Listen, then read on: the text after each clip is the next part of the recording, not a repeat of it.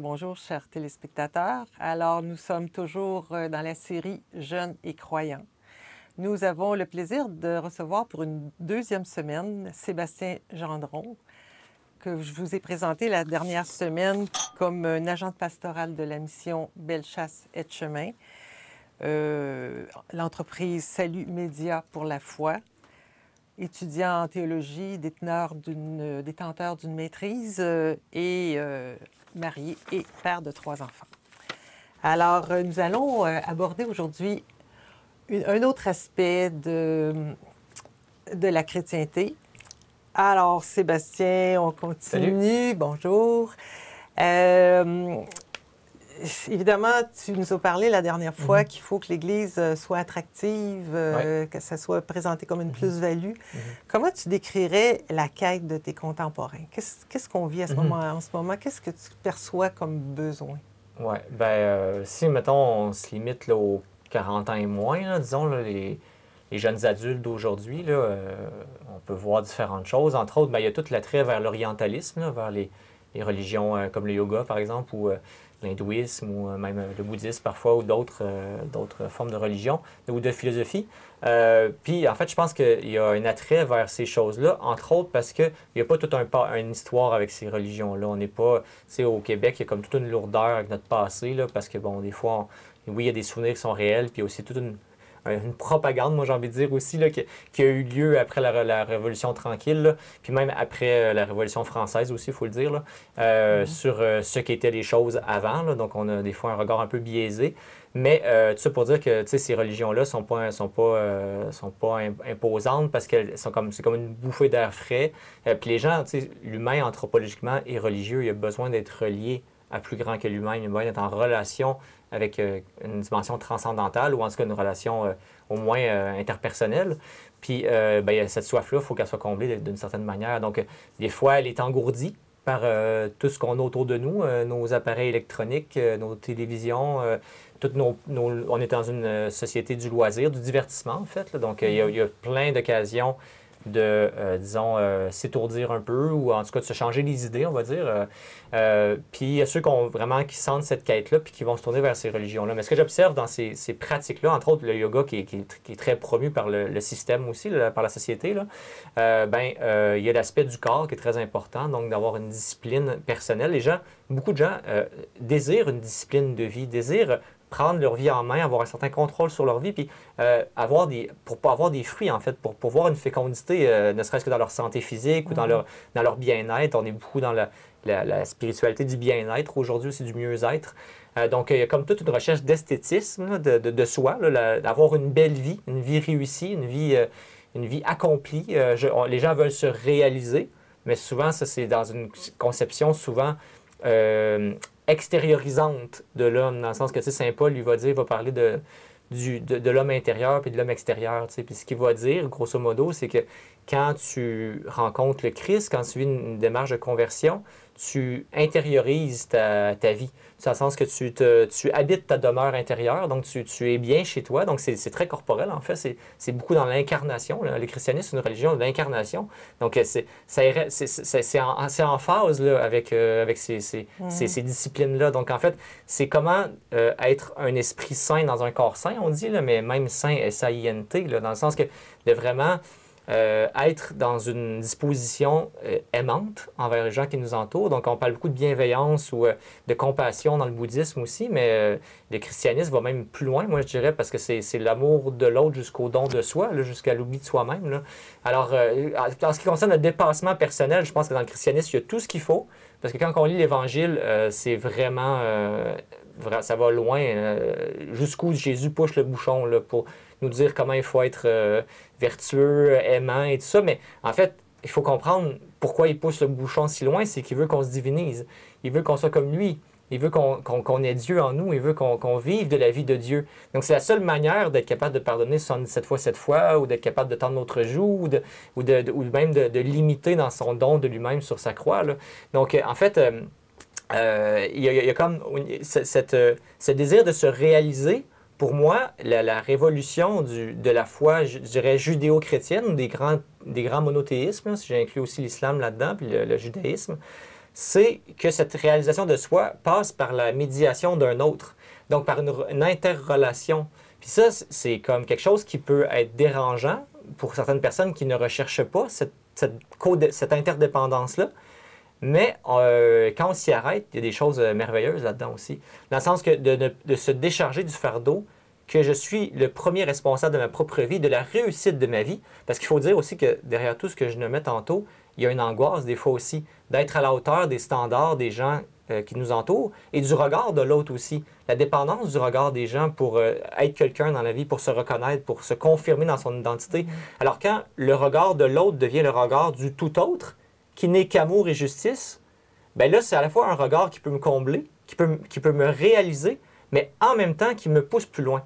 Parce qu'il m'amène vers la justification, c'est-à-dire le réajustement de tout mon être, moral, spirituel et corporel, pour être image visible du invisible, comme dit la lettre aux Éphésiens en parlant de Jésus. Alors, donc, la dimension de la réalisation personnelle, pour moi, est beaucoup plus grande dans le christianisme, mais selon d'autres modalités qui nous poussent plus loin, puis qui nous appellent vraiment à la vraie liberté. Parce que quand je parlais de l'homme intérieur tantôt, c'est que dans le fond, il y a comme un despotisme aussi de la conception de la liberté aujourd'hui. J'en parlais la semaine passée, que la conception de la liberté aujourd'hui, c'est faire ce que je veux comme ça me tente, comme ça me plaît. Mais ça peut être... il y a une limite à ça, il y a un bout à ça, parce que dans le fond, quand on regarde, puis ça, Jordan Peterson en parle dans le philosophe là, canadien, c'est que le vrai sens de la vie se trouve dans la responsabilisation aussi. C'est que je trouve du sens dans ma vie quand je deviens responsable de personnes, de choses dont je suis redevable. Donc, ma vie trouve du sens quand je me décentre de moi-même, quand je deviens comme en relation avec les autres, mais une relation qui est constructive, qui produit quelque chose, qui a un sens, qui a une direction, qui est comme, tu sais, le christianisme, le chrisme, c'est un grand vecteur qui traverse toute l'histoire du cosmos, toute l'histoire de l'humanité. C'est l'alpha et l'oméga. Hein? Donc, s'arrimer sur le Christ, c'est à la fois s'ouvrir à toute la réalité de l'histoire humaine, à travers toute l'histoire du judaïsme aussi, depuis Abraham jusqu'à aujourd'hui, puis même avant, jusqu'à nos premiers parents. C'est tout avoir une vision du monde qui est tellement grande, avec beaucoup d'amplitude et de beauté, puis en même temps, en voyant tous les travers de l'humanité, puis la difficulté extraordinaire de l'être humain à rester fidèle à une relation avec Dieu, là, à travers l'Alliance dans l'Ancien Testament, le rapport à la loi. Tu sais, il y a à la fois cette dimension de l'attrait, puis à la fois cette conscience qu'on est tellement faillible, tellement limité. Donc, c'est une invitation à accueillir la miséricorde, accueillir vraiment cet amour de Dieu qui me consolide, cet amour de Dieu qui me rend capable. Par moi-même, je suis incapable. Tu sais, Saint Paul dit je fais pas ce que je veux, je fais ce que je veux pas. Tu sais, c'est un constat que tous les êtres humains qui ont essayé de se conformer à une loi morale fait à un moment donné ou à un autre. C'est ma faillibilité. Puis ça peut être désespérant dans un sens, mais quand on est en relation avec un Dieu qui nous aime infiniment, puis qui va toujours être là quoi qu'il arrive, bien, on peut le voir comme une grande espérance aussi. C'est-à-dire que si l'exigence qui est dans ma vie, elle est entre autres dans les mains de celui qui m'aime, qui me la demande, bien, je me décharge d'une bonne partie de mon fardeau, là, de réussir ma vie. Puis tu sais, les gens, beaucoup, moi, des fois, je vois des publicités YouTube passer avec toutes les espèces de gourous, les gens qui vendent du bonheur à la pièce. Bon, puis il y a du bon là-dedans, là, je ne veux pas caricaturer, mais ce qu'on nous dit finalement, c'est que le message que la société de consommation nous envoie, que le but de la vie, c'est d'avoir une maison, des enfants, d'avoir une bonne job, d'avoir une retraite à tel âge, je sais pas quoi, bien, ça comble pas vraiment, finalement, ces choses-là. Les gens, ils font le constat que si ça ne s'inscrit pas dans quelque chose de plus grand, de plus plein, de plus lumineux, bien, ça reste limité parce qu'on est fait pour l'infini. On est des êtres spirituels, on est fait pour l'éternité.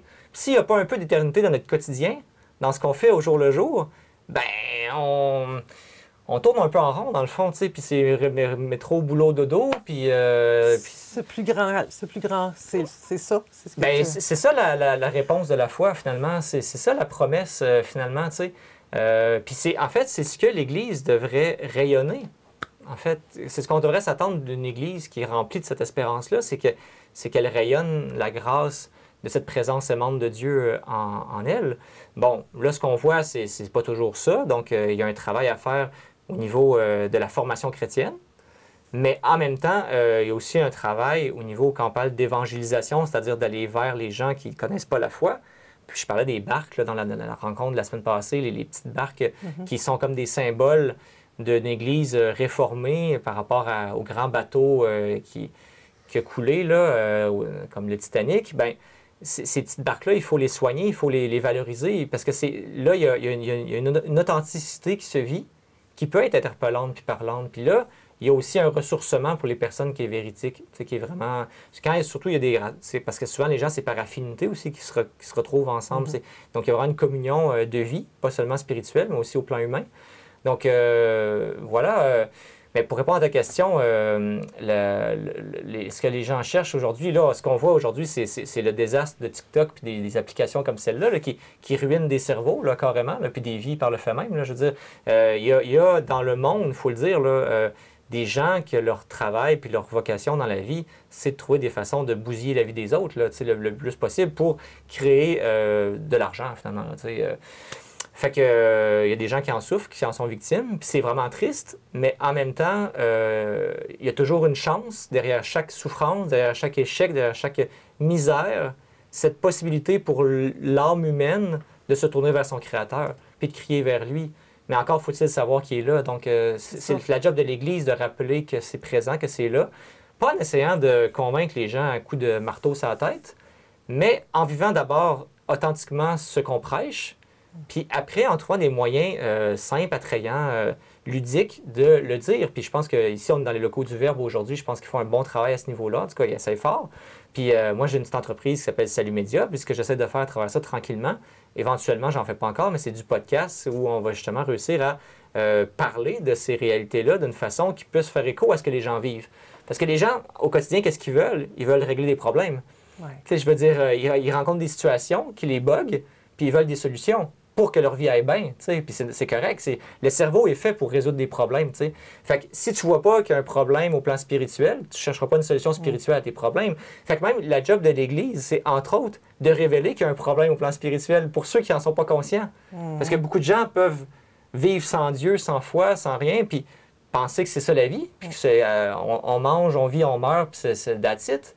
Mais peut-être qu'une job de l'Église qui serait la pré-évangélisation, c'est de faire réaliser que dans ton petit cœur, il y a un vide que tu regardes peut-être pas assez en face. Puis là, c'est douloureux de t'amener à le regarder, mais c'est parce qu'il y a une solution aussi là, derrière ça. C'est pas de te laisser dans ton désarroi, c'est de te dire qu'il y a une plénitude derrière ça aussi, tu sais.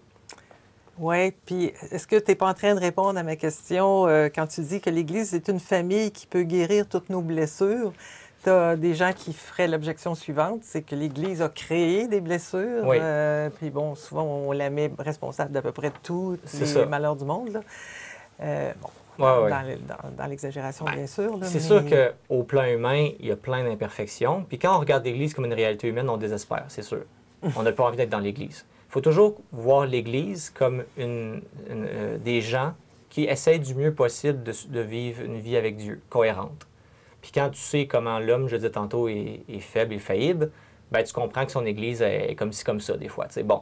Mais en même temps, il y a plein d'exemples dans l'Église merveilleux des saints, mais aussi des communautés religieuses. Il y a eu plein, si les gens savaient là, tout ce que l'Église a fait dans l'histoire de l'humanité là, depuis 2000 ans, puis dans l'Occident en particulier, puis au Québec en particulier, là, les gens n'ont aucune idée. On dit « je me souviens de mes plaques », mais c'est juste pour dire qu'il faut se souvenir de son numéro de plaque d'immatriculation parce qu'on n'a aucune idée de notre histoire. Il y a un trou noir dans nos mémoires. Puis on est redevable d'une façon pas possible envers l'Église. On n'aurait même plus notre langue française si c'était pas. Puis souvent, on prêche l'identité québécoise se monopolise autour de la langue française, mais c'est l'Église, après la guerre de la conquête, qui a permis que les institutions fassent qu'on résiste à l'envahisseur anglais. Puis en tout cas, fait que, ça c'est un exemple, mais nos syndicats, nos caisses populaires, je veux dire, nos écoles, nos hôpitaux, tout ça, ça a été mis en place par des gens qui avaient le cœur sur la main, puis qui ont donné le meilleur d'eux-mêmes. Fait qu'il y a comme un travail de réajustement, parce que là, les médias s'en donnent à cœur joie, évidemment, c'est payant de cracher sur l'Église. Puis ce qu'il faut dire aussi, c'est quelque chose de normal là-dedans, parce que l'Église, c'est le corps du Christ. Puis comment il a fini le Christ? Il a fini sur une croix. Il est tout à fait là. Hein? Jésus, c'est le bouc émissaire universel de l'humanité. Là. Il y a pas, en fait, ce qu'on apprend par la foi, c'est que chaque fois que j'ai voulu, dans le fond, en vouloir à Dieu ou dans le fond, lui, il prend tout. Là. Il prend tout. sais, puis dans le fond, fait que l'Église est là-dedans aussi, d'une certaine façon. Fait que faut pas... Tu sais, moi, j'ai des gens qui s'étonnent à chaque fois que les médias sortent une nouvelle rapportée tout croche. Ou, tu sais, je veux dire, c'est notre job, quelque part, de manger la soupe. Tu sais, il faut l'accepter parce que c'est ça l'affaire aussi. Ça, c'est le côté moins marketing, justement. Ça c'est important d'en parler aussi. Parce que oui, il y a le côté lumineux puis beau de la foi qu'il faut mettre de l'avant. Mais des gens qui sont dans la foi, là, eux, il faut être capable de leur dire aussi que c'est pas juste ça, la foi. Puis la foi, si tu veux accéder à la lumière de la résurrection, ben c'est aussi les ténèbres de la croix. Puis ça, on n'en parle pas assez. Puis dans la formation chrétienne, c'est pas assez présent. Puis ça fait qu'on est souvent des chrétiens mous parce qu'on a l'impression que le christianisme, puis c'est un peu ça que j'avais l'air de dire tantôt aussi, d'une certaine façon. Ben là, je parlais comme pour comment on doit s'adresser au monde. Mais là, quand on est entre nous, c'est comme, faut pas penser que le christianisme, c'est juste un bonus pour réussir ma vie à la manière du monde. Là. Tu comprends? Tu sais, si je suis mondain dans ma foi, il va y avoir une contradiction de m'emmener entre ce que j'essaie de vivre et ce que je suis vraiment. Tu sais, c'est que dans le fond, à partir du moment où tu t'avances, tu sais, le christianisme, ça s'appelait la voie, là, au début dans l'Église primitive, là, c'est un chemin. À partir du moment où tu embarques sur ce chemin-là, c'est un chemin étroit. C'est ça que Jésus nous dit. Fait qu'il n'y a pas grand gras qui passe dans le cadre de porte. Il faut vraiment que tu t'affines, disons. Là, tu sais. Mais ça, c'est beau parce que c'est une préparation pour l'éternité. Fait que si tu n'as pas, par l'espérance, l'éternité dans le collimateur quand tu vis ta foi chrétienne, puis que tu vis ta vie pour le monde actuel, ben ta foi, c'est plus un dérangement qu'autre chose, des fois, par rapport à tes ambitions, par rapport à tes désirs, par rapport à tout ça. Mais la foi nous dit que la vie présente, c'est juste un temps, là. Puis la foi nous dit aussi qu'il faut relativiser nos souffrances. Même ça, c'est pas facile parce que quand on est dedans, on n'aime pas ça. Puis c'est tough. Mais, je veux dire, la souffrance fait partie de la vie parce que le monde est marqué par le péché. Ça, c'est ce que nous dit la Révélation. Puis ça crée la souffrance. Fait qu'on est pris avec ça. Puis il faut essayer de le vivre du mieux qu'on peut. En s'aidant les uns les autres. Puis justement, en soulageant la souffrance des gens. C'est ça la job de l'Église aussi. C'est d'aller au-devant des souffrances des gens. Puis là, tu me disais, est-ce que l'Église, je disais, une famille qui guérit? Ben oui.